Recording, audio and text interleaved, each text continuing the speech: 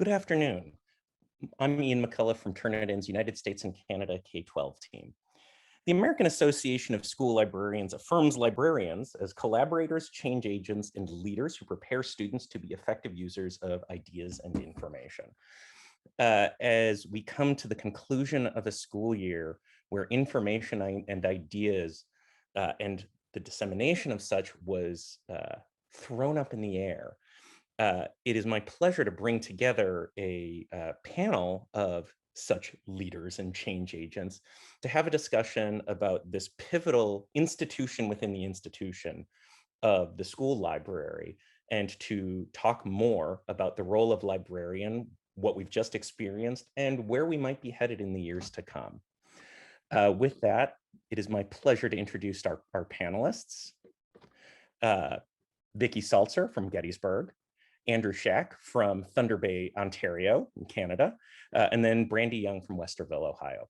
Thank you all for joining us today. One of the first things that we want to take an opportunity to talk about as we work through this panel is, in fact, the 2020-21 school year that we just experienced, which brought a combination of things together into what, at least from my seat, seems to be a perfect storm. The challenge we have where how instruction was delivered to students radically shifted as a carryover from the 2019-2020 school year, plus a series of events related to the pandemic, political challenges, had the role of credible information and digital literacy being central to national conversations and school conversations. Starting off with you, Vicki. We'll work through alphabetical order for this first question and then see where this goes. I'd love to get your commentary on the school year you just had, the challenges you encountered, and how you were able to navigate and what you encountered. Vicki. It was a challenging year. We just implemented a learning management system. So our training on that was very limited. So we went from a in-person, in the before the pandemic, to virtual, and that was chaos in the spring. And because at that point we actually used we used two different learning management systems as we were test driving them, which turned into chaos. And then in the fall, we went to a hybrid schedule. So we had some kids there and some, like that shift. The library itself was closed. And so what I found people doing is the teachers that would normally get the book cards, that would normally push that print, were no longer doing that. And we really struggled with that until I started giving the teachers the direct links to some of our ebooks and online resources. And I started doing a lot more recording of mini lessons. And that has really improved instruction, because now my instruction was embedded right into their Canvas course. And so that was one of the things that I think I've really learned, is that the teachers want library instruction when they want it, at the point in the day that they are going to have it, and not based on my schedule or when I can work them in.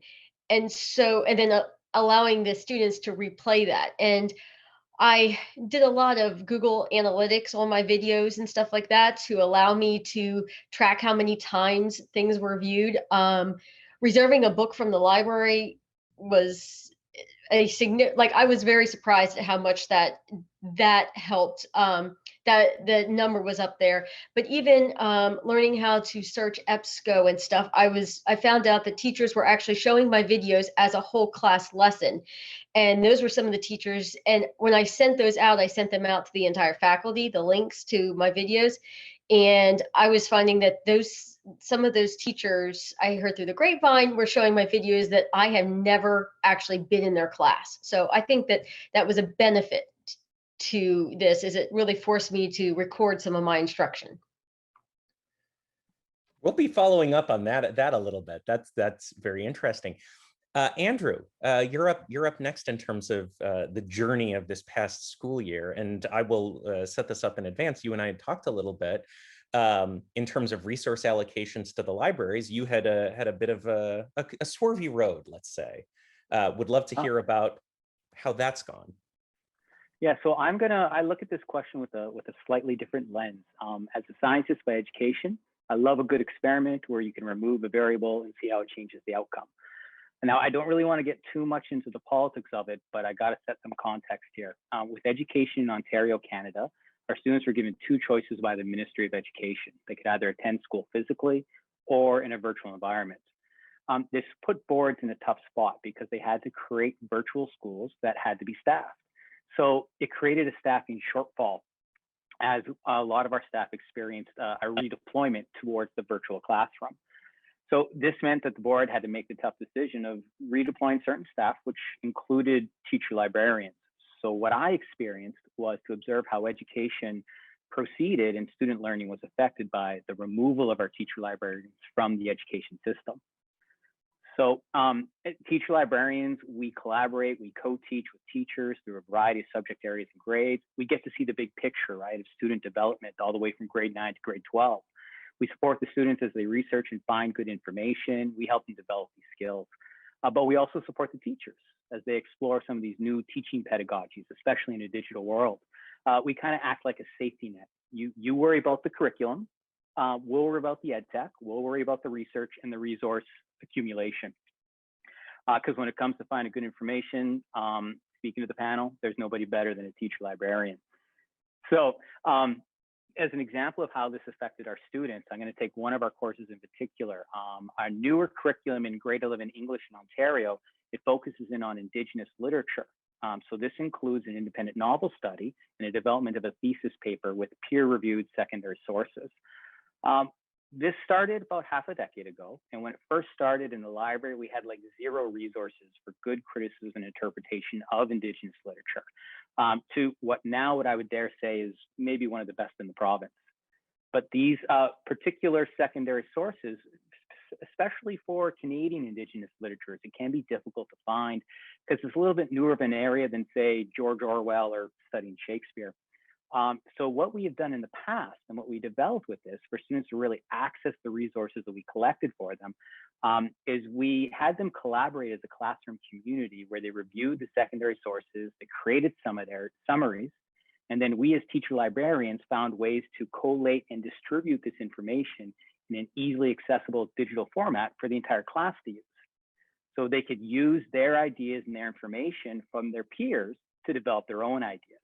And they could really use that to develop their own thesis statements. It was beautiful. It was research done by students for the students.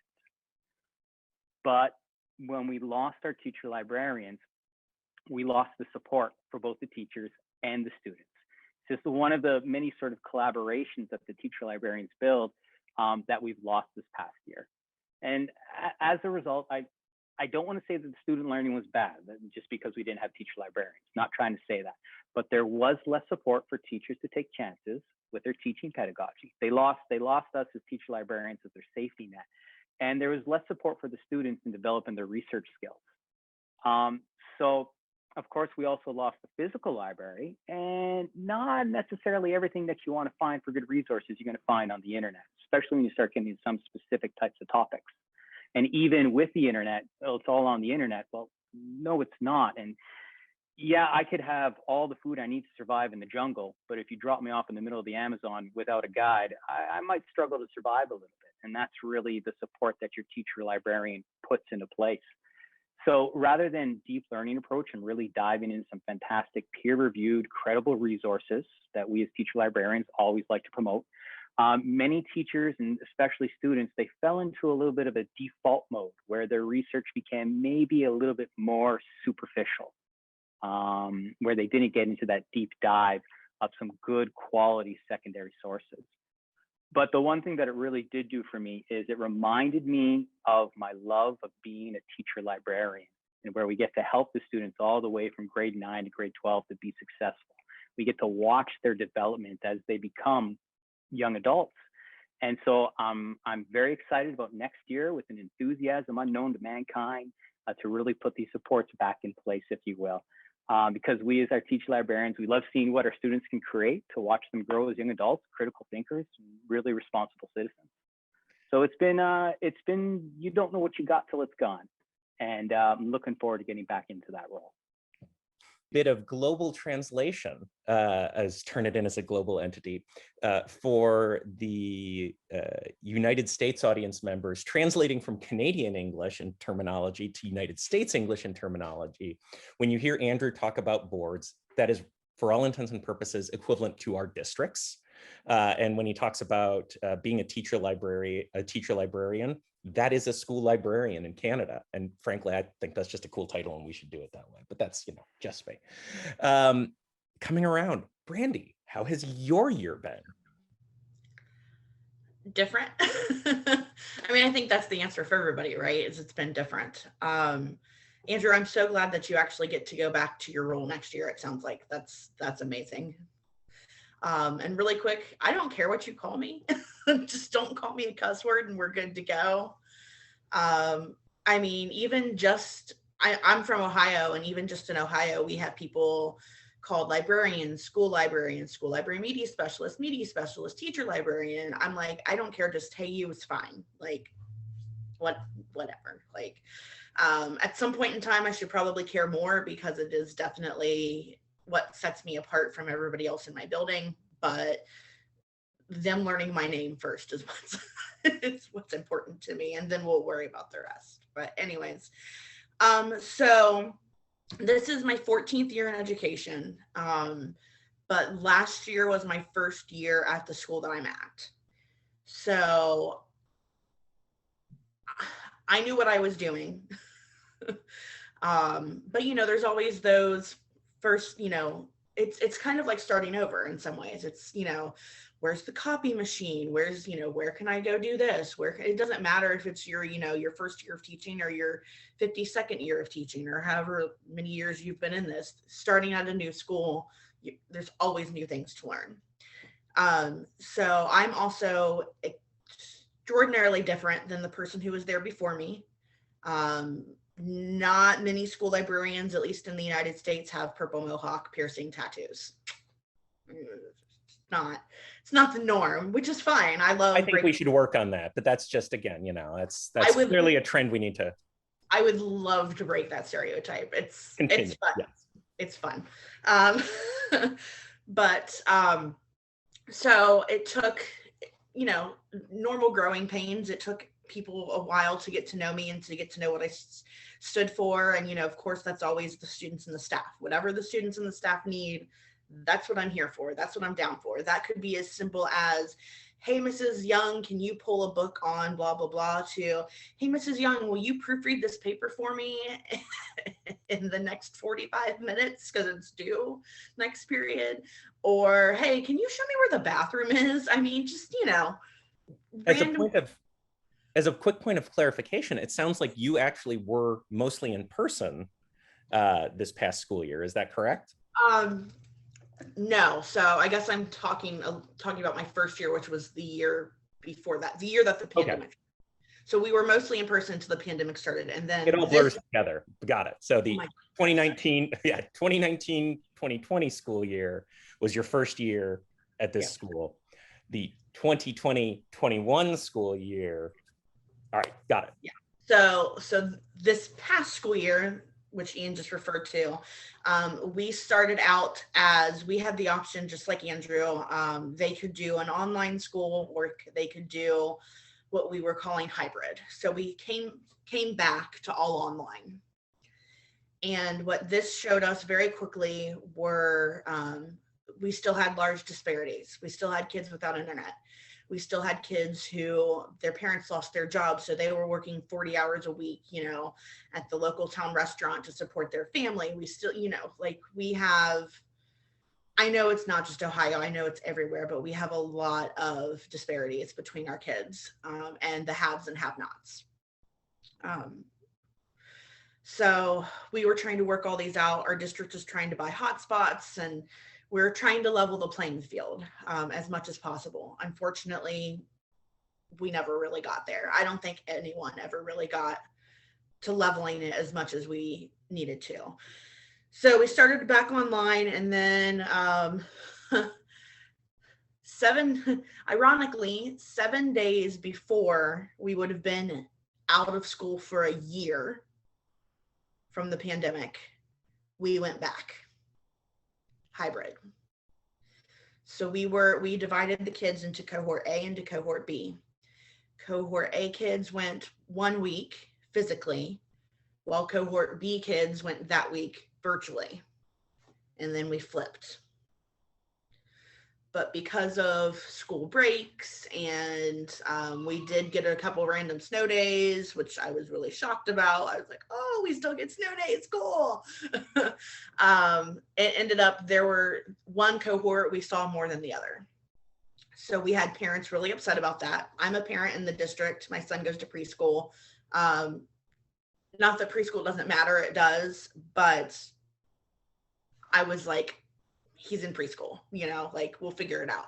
But I could definitely understand why parents of older kids who were upset, you know, well, my son, daughter, you know, student has gotten more face-to-face time with their teacher than, you know, this other group has. So we had to redo our schedule. And then we came back full-fledged, everybody in the building. We did the 6 feet apart, 3 feet to 6 feet apart, because Ohio was going back and forth on rules a lot. It was really weird. I remember because I'd been working in the library with nobody in the building. So it was dead silent. I was blaring music because I do not do dead silent. I just can't. I can't. So when we opened back up full-fledged, I automatically assumed, silly me, that we would open up the library, right? Like the building's open, why wouldn't we open the library? Except for we can't do contact tracing in the library because there's so many spots, there's so many things that you can touch. So we were not open to study hall. I was open to classes that I could teach. I could go there, they could come to me, and like I opened it up to kids who needed technological help because our kids need help with tech, our teachers need help with tech, and then of course looking for books. But other than that, we were closed, and it was a really surreal experience because again, I don't run a silent space, so that I struggled with. And then I started thinking about how can I make this an opportunity. And like Vicki, when we were completely shut down, I started making video lessons.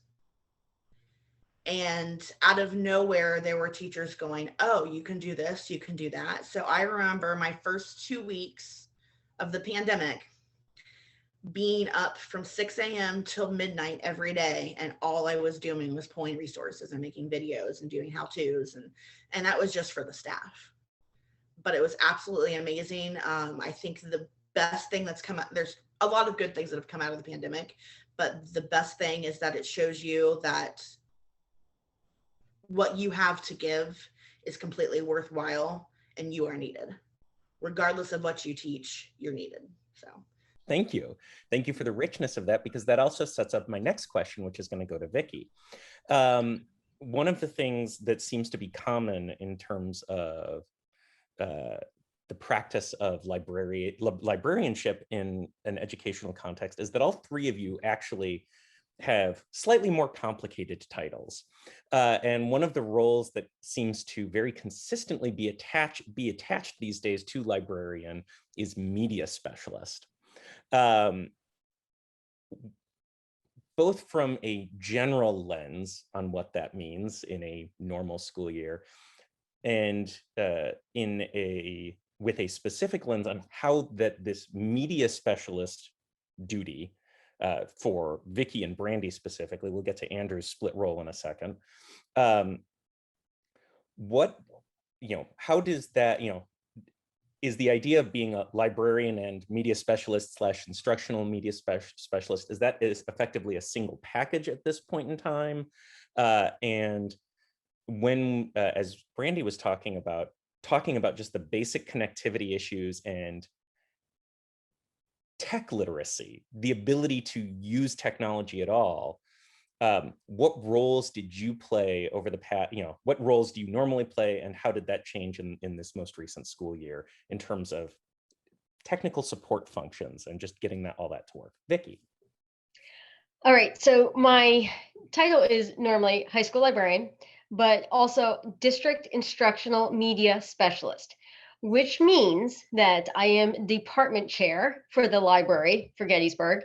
And it also means that I am the administrator for a bunch of accounts. So I'm the administrator for Turnitin. I'm the administrator for EBSCO, for Destiny, for Brain Pop, for all of the Access PA databases. There's about 20 of them, which means I secure all the contracts for us purchasing those for the district. I make sure that I work with the technology department to make sure that everyone is accessing them. So I create all username passwords when it comes to like generic username passwords, but also I had to work with our technology director to get with Google single sign-on for everybody. And it's funny, when we went in the spring of when the pandemic hit, we did share links with teachers. And then I was getting this elementary kid like, I can't get into this. And so I got emails K-12 of kids couldn't get into things. And I would say, well, that's because it's a high school resource and it's not appropriate. Try this. And so I handle all of that discovery, admin with that. I'm also the copyright person. So whenever there's a copyright question in the entire district, I give the final answer, which is kind of scary. Now we're talking in terms of, putting this in practical terms, in terms of copyright questions. The way I interpret that is there are obviously very serious policies of, can I photocopy this? Can I scan this and distribute this? Are we talking that, or am I missing something? That, and also I have this movie, can I show this? So we talk about, I have to do movie licensing. If when I take this print workbook and put it in my Canvas course, or can I change this like medium from a paper to a digital? So like I have to answer and research all of that. Or I found this link to my online textbook. Can I use it because it's free? Well, that's, not really a good source. So like I have to answer all of those questions. So that all comes my way. So that's what I have to do as a district instructional media specialist. Brandy, popping the same question over to you and how this media specialist role comes to fruition and is realized. I am not a district media specialist. Thank God. We have plenty of those in Ohio, though. So I do some of the same things that Vicki does, though. I'm the site manager for Turnitin for our school. So anything that our school building licenses, I'm in charge of. So thankfully, it's not for the whole district. So we have 1,500 students at our high school, and we're one of 3 high schools. We have like 14 elementaries, 6 middle schools. Yeah. So we're not a small district. So I'm really glad, Vicki, I don't know how big Gettysburg is, but I'm really glad that I don't have to do all of that for everybody. But like I said, there are people in Ohio who have to do that. So it's interesting we're hitting on this terminology of what, a librarian is and what we do.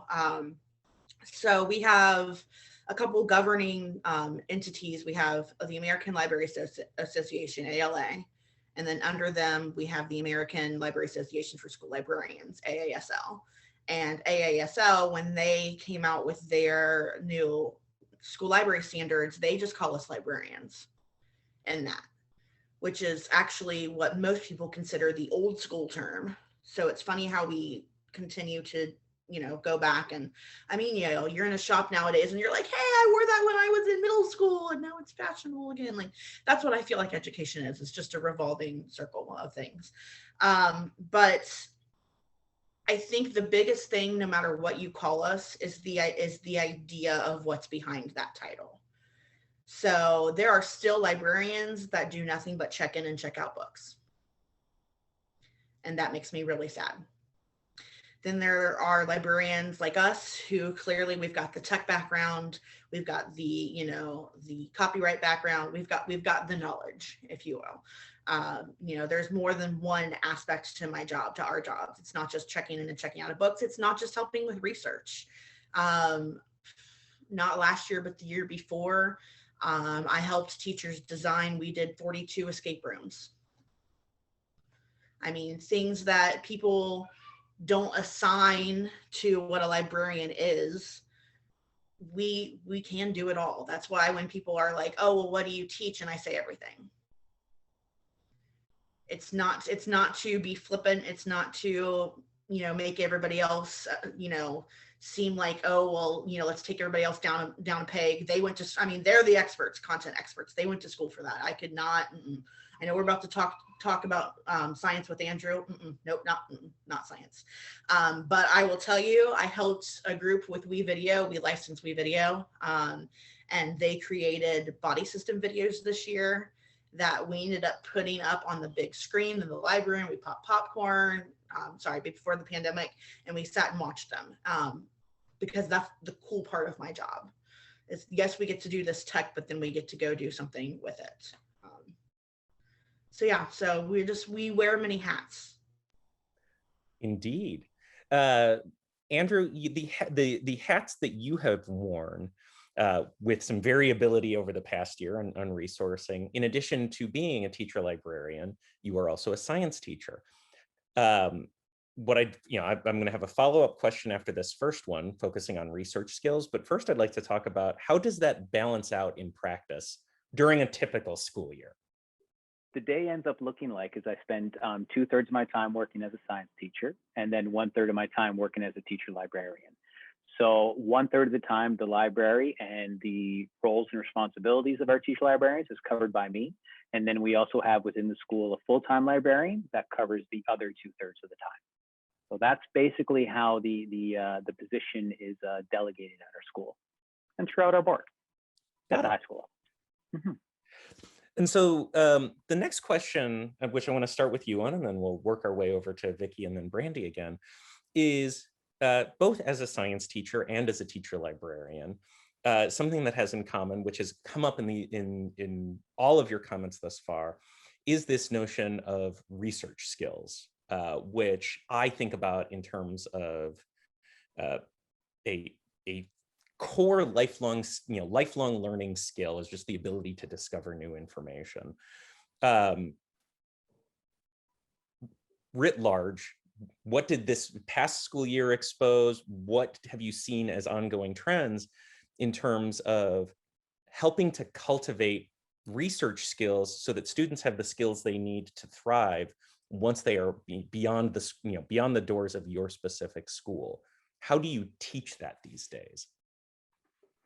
So I think as teacher librarians, and this with respect to lifelong learning and an enjoyment of learning and building confidence in students to learn new things, we always focus on as teacher librarians how to find what we call good information. A saying I like is, the great thing about the internet, anyone can publish anything on the internet. The problem with the internet, anyone can publish anything on the internet. So it's all really about your source credibility and who you're getting your information from. You going to Skinny Pete on TikChat or Snaptagram, or are you looking for a professional and an expert to base your decisions on? So these are really the skills that we teach our students, and how that relates to them becoming lifelong learners is we teach them the skills of not just to search, but to research. We provide them with the tools that they need to build that confidence and navigate through all the, excuse my language, crap information that's out there on the internet and find the good, credible information. We help them build that confidence to learn independently, not just in what they're doing in high school and in school, but in any subject area throughout their professional careers, their entire lives. We're acting like that sort of Swiss Army knife, Brandy, to use your analogy of we do everything, to really help them to train their brain. So with developing those research skills, they build the confidence of, I can learn anything. And then they can easily take those skills and transfer them towards being lifelong learners in anything that they're curious about, with the confidence of knowing that they can be successful because they know how to find the right information and make those informed decisions. So by helping them build the research skills, the lifelong learning skills, we provide them with the tools that they're going to need in advance to be successful in any path they take, in any profession they take, and in their personal lives as well. Whether that be something as simple as, I got to learn how to fix my lawnmower. You now have the skills to do it. And I would dare argue that teaching our students how to research for source credible good information is one of the most important skills that we can ever teach our students in becoming lifelong learners, and critical thinkers, and responsible citizens. I'm obliged as a Turnitin employee to encourage our audience to check out go.turnitin.com/source-credibility for our source credibility pack. Vicki, building on what Andrew said in terms of lifelong learning skills, what sort of struggles have you encountered with your students in terms of setting them up for success in that? Just one of the things that frustrates me is that they will go to Google and they'll click on the first link. And so teaching them to stop, think about what it is that they're looking at, look and see if they can identify information. Like it used to be like the CRAP model, the CRAAP model, but now a lot more is going to like the SIFT model, where we stop and we think about, the information source. And one of the things that I've had to do with my own mother is I say, Mom, is that causing you an emotional response? It's probably not accurate and it's manipulating you. And so just having people think about, are they being manipulated because it's causing and invoking an emotional response? Maybe we need to look further, investigate further, see if other people, like in other sources. But even now, with the amount of people that are publishing and republishing the same misinformation, finding other sources can be challenging. But also just like learning and teaching the students that they can be manipulated, like deep fakes, what are deep fakes and why they can manipulate you. And the point is to manipulate you. Thinking about like I think it's called the illusionary truth effect, that the more you encounter a lie, the more you think it's true. Confirmation bias. One of the things that I saw, I was reading some of the comments on social media, and the person said, yes, it took me 2 hours. So I finally found something that told me that the correct information. And I'm like, yes, it took you 2 hours to find something that confirmed your own bias. So teaching the students the psychology around accessing information is also important as teaching them how to search, so that they learn that there are things out there, that revise history, talk about propaganda, talk about misinformation, define all those things so that they will be more apt to identify it and be able to find a more credible source. The challenge of authoritative information, that we could do a whole webinar just on that topic. Brandy, lifelong learning skills stemming from the library. So when it comes to research, I actually take a backwards approach to it. I start with social media. And I have the kids pull up, whether it's TikTok or Instagram or Snapchat or, whatever I just tell them, I'm like, pull up whatever social media outlet you were just on. And I pull up, so I've got a Twitter account and an Instagram account for the library. So I just pull that up because I'm like, I'm not pulling up my personal. Like, nothing bad there, but you know, just in case, you never know what those algorithms will bring up. So I, you know, What ads is she getting served? Yeah. So, and I tell them, I'm like, you know, this is the way you get your news. I know it's the way you get your news. You know, don't tell me it's not, type of thing. So I tell them, I say, find something that you believe is news on your social media that you would like immediately like retweet or, you know, reshare or send to somebody, or like, you know, something that gives you a visceral reaction that you just have to share it because you know it's true. Then we go in and do some deep diving to find where it really came from and if it's true or not, which in every lesson I've ever done this way, we've only found one piece of information that has started out as truth. Everything else has been manipulated. So then, like Vicki said, you know, manipulation and, you know, the number of times you have to see something before you think it's, you know, a lie or truth or anything like that. We go down that road. So I actually start from what I think is the hard way, because I want to impress upon the kids that this is where you're getting your news. You know, people say that they listen to, you know, the Daily Show and Jimmy Fallon and everything like that. Like that's their news now, not, you know, 6 on Your Side or, you know, NBC4 or anything like that. It's stuff that has humor to it, because sadly right now, a lot of things that have been happening, we need some humor in our lives. So I start with the social media aspect, and then we go back and we look through. And then, so I go from social media, then I go to databases. We are very fortunate in Westerville that we we're very fortunate in Ohio that we have an organization that pays for tons of databases for us. I'm going to give a shout out to InfoHio. Woot woot. So they pay for a bunch of different databases for our students. And then in our own school district, we have some other databases we pay for. So I go from the really hard, you know, this is really complex deep dive, to databases where we go and look at, oh, look, this stuff cites it for you. Ooh, like, I mean, they're like, why didn't you just show us this? Why did you start with the hard stuff? And I'm like, because I wanted you to know. Like, it's hard, it takes work. But yeah, when Vicki said the kids go to Google and hit the first, you know, I always tell them, I'm like, skip at least 3. And they get mad at me. I'm like, actually, skip the first page. What's on the second page?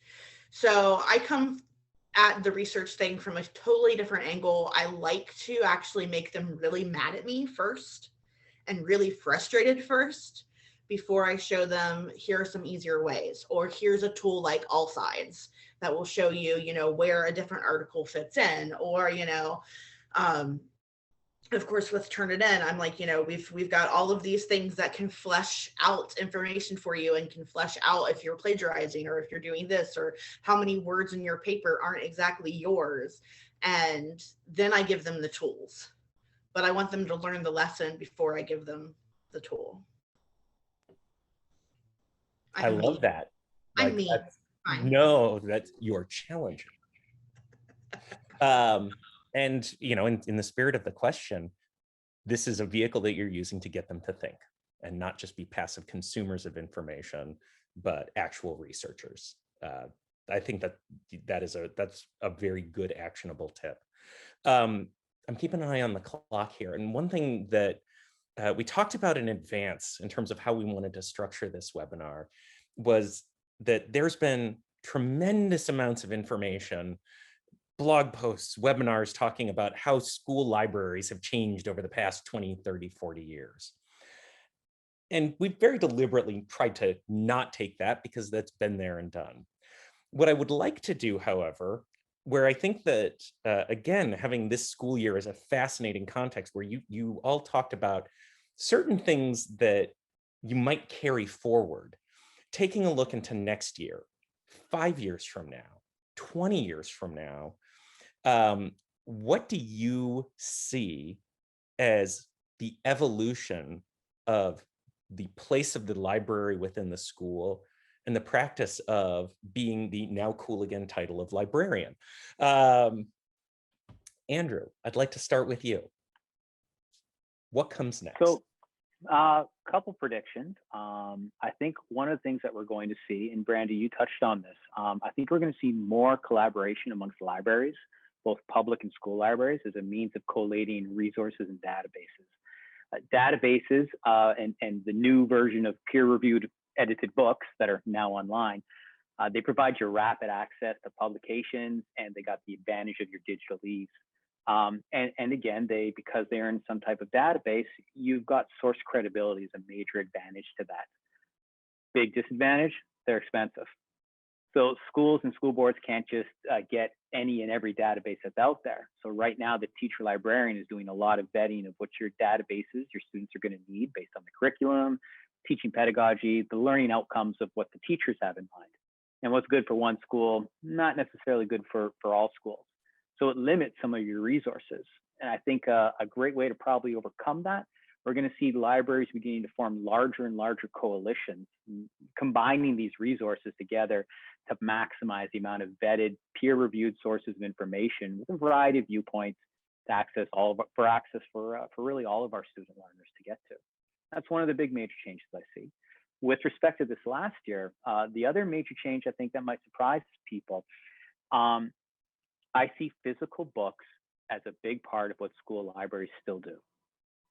In the past year, we've seen a rapid deployment of digital resources going into the virtual realm. As a science teacher, I make resources like my textbook available online, but I also offer them a physical copy of the textbook. The vast majority of your students, they actually want that physical copy for their learning. So it relates to not only how we read for learning, but also for leisure. Digital books, e-readers, fantastic. Many people, though, they still prefer that physical book. There may be a change in the way in how we deliver the delivery system, how we get the books into people's hands. Maybe we'll go to an Amazon style system where we send the books out and they're returned via email or drone or Pony Express or something.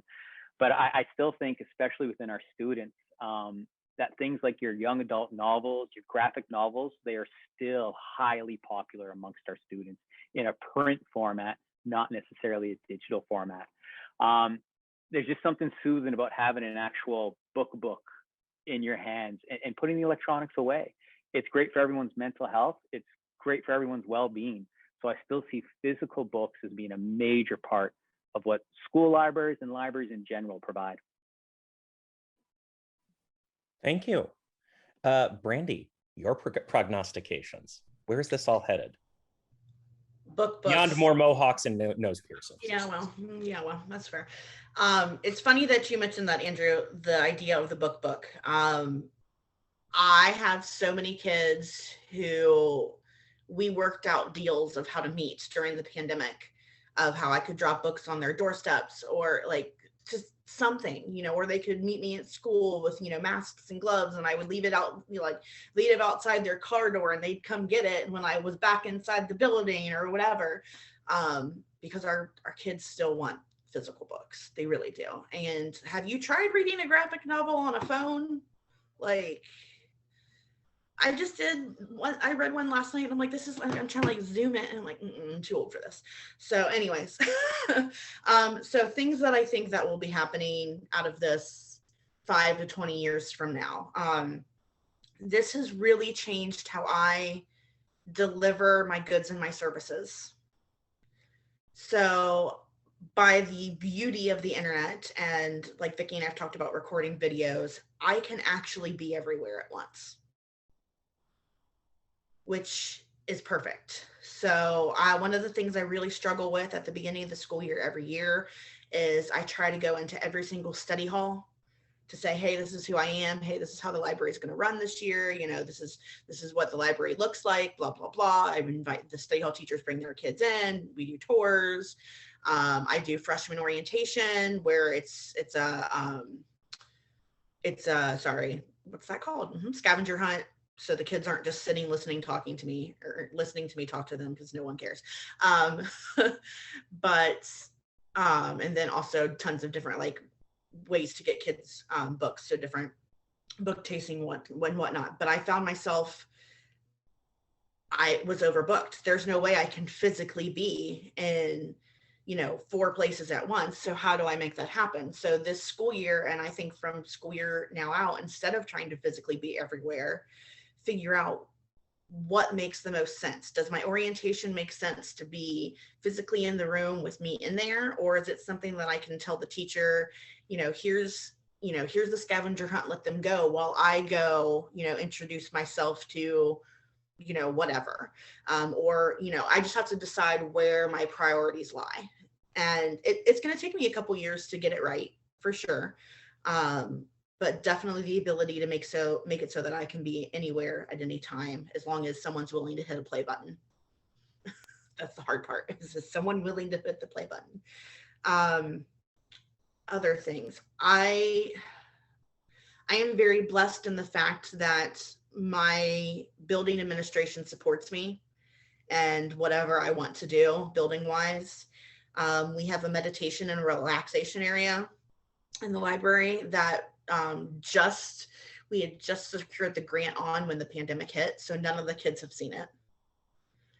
So I'm really excited this year for them to see it. I just secured a grant for checking in and out of board games and guitars and bongo drums to support family engagement, to do that type of stuff at home. The coolest thing that I saw that happened out of the pandemic was families spending time together. It's sad that it took a worldwide shutdown for families to spend time together, but it did, and it happened. Like I would be like in the store parking lot waiting to get, my groceries or whatever, and I would see people come out with bikes and pools and all of these things. I'm like, yes, like why are we not doing more about that? So the library, I see like what Andrew was saying about more the school library and the public library doing this and forming the bigger coalitions, because at least in Ohio, there are school libraries without funding. There are school libraries without librarians. There are buildings being built in the state of Ohio without libraries in them. Let that sink in for a second. So I think the only way that we're going to make this and give this a go for our kids is to build those bigger coalitions and those bigger partnerships, because then we have, we have bigger reach, we have more money, we can do some of these things. And I really love when a couple of kids have told me that before, they're like, this isn't a library, this is home. No, yeah, Ian, exactly. I usually lose my crap and I'm like, okay, like, I've been crying, thanks. I'm just going to speak so that Zoom will pop over to me and you can see the look on my face, but yes. But that's what it's not libraries anymore. You know what I mean? We're the heart of the school, and we should be. Now I'm gonna stop. All right. Well, I'm gonna go get a Kleenex, and I'm gonna put the prognostication question to Vicky. What do the years to come look like? How does your first comment talked about lesson creation? How does that collaboration work? Well, it's interesting because I was thinking about this whole webinar prior, and I was thinking about the 5 laws of the library. And law number 5 is library is a growing organism. And so if you think about it that way, the library is constantly changing. And what Brandy was talking about was providing different resources. And for many, many years, decades, we provided books. But now we can provide a bunch of different things. Maybe that is guitars. I know I have a board game area in my library that we have board games. Maybe it's resources to make STEM like creations. But the point is that we are going to be constantly evolving. And the point I like to say is, if you are not evolving as a library, if your library is not changing, if you're not putting something new in, your library is dying. So you need to be constantly thinking about what is coming up. And I have gotten rid of some of my physical books, but that's just because it's mostly nonfiction and I have databases to supplement that. But there's a really cool print book that I got that stuff isn't available online. So I see physical books as still being vital, even, 5-10 years down the road, because people are getting tired of looking at their screen. They're getting tired of Zoom. They're getting tired of looking at articles online. They want to read something physically. So I see that happening. Also, I myself have joined, the library has joined a consortium where we have access to a lot of books. I've added about 1,500 ebooks and audiobooks this year through the consortium. Yes, I cataloged them. So that was a lot. Just downloading, but then, manipulating them.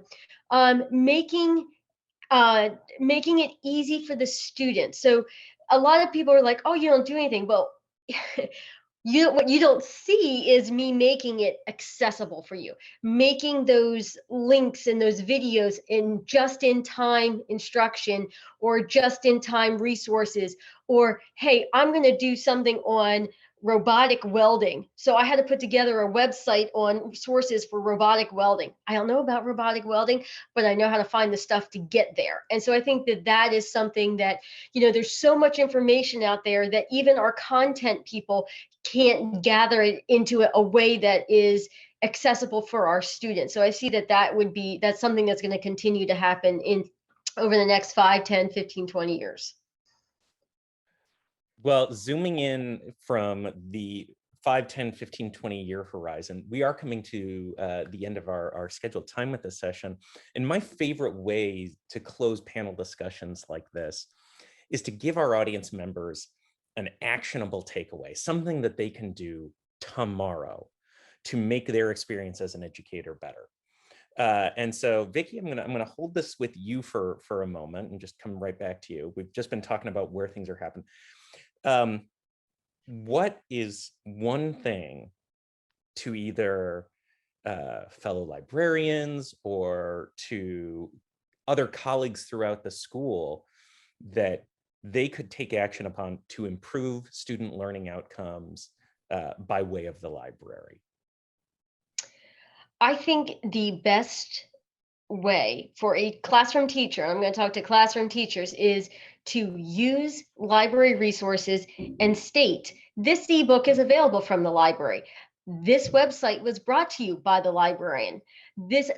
So I wish that more classroom teachers would take and demonstrate information literacy to their students and call it out, saying, we are going to use the databases for our research projects. I want you to find a news article. Instead of saying, find a news article, let's use our databases to find a news article. So I think the one thing that I would really challenge classroom teachers to do is to take and use library resources and call them out within their classes, whether it's online or whether it's in the classroom, and bring those carts of books in, or go to the library and use the facility. So that's what I would challenge classroom teachers to do. Wonderful. Andrew, your one piece of immediately actionable advice. Very similar to what Vicki just stated. I would recommend to your classroom teachers, if you haven't already been doing it on a regular basis, access your teacher librarian. They're there to help you. Nobody in the school works with more students in more different subject areas of more different grades and with more different teachers than your teacher librarian. Like we said before, they act like the Swiss Army knife of the school, and we pick up on things that other teachers are doing in their classroom. We act like little sponges. We take those ideas away and we spread them out throughout the rest of the school, throughout the rest of the teaching community. You got a crazy idea you want to try and you have no idea how to make it work with your teaching pedagogy, you come to us, we'll make it work. We'll find a way to do what it is that you want to do. Access your teacher librarians, we'll do the digging for you. Brandy, bring us home.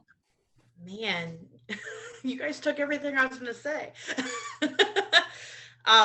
So there's this term, embedded librarian, where the idea is that you embed or add in your librarian to everything that you're teaching, everything that you're doing in your classroom. And it especially is popular with learning management systems. I I am co-teacher to more classrooms since this pandemic hit than I ever thought I'd be in a million years, which is great until you get all the emails that are associated with that. Yes, there is a way to turn them off. I just don't, because I'd like to check in with the kids. It was nothing for me to wake up in the morning with, like, I don't know, several hundred emails in my inbox because of kids turning assignments in. And I'm like, oh, okay, well, whatever. But it was a way for me to keep in contact with them. So anyway, so I say this tongue in cheek, but use us. Use your librarian, your teacher librarian, use your resource. As Andrew said, you know, there's nobody else that works with everybody else in the building. There's just not. So we do that. There have been plenty of crazy ideas where people have wanted to come, and I've got to mention one, if that's okay. Do we have time? Absolutely. Okay. So this was not at the school I'm working with now, but at the school before that, and we were working in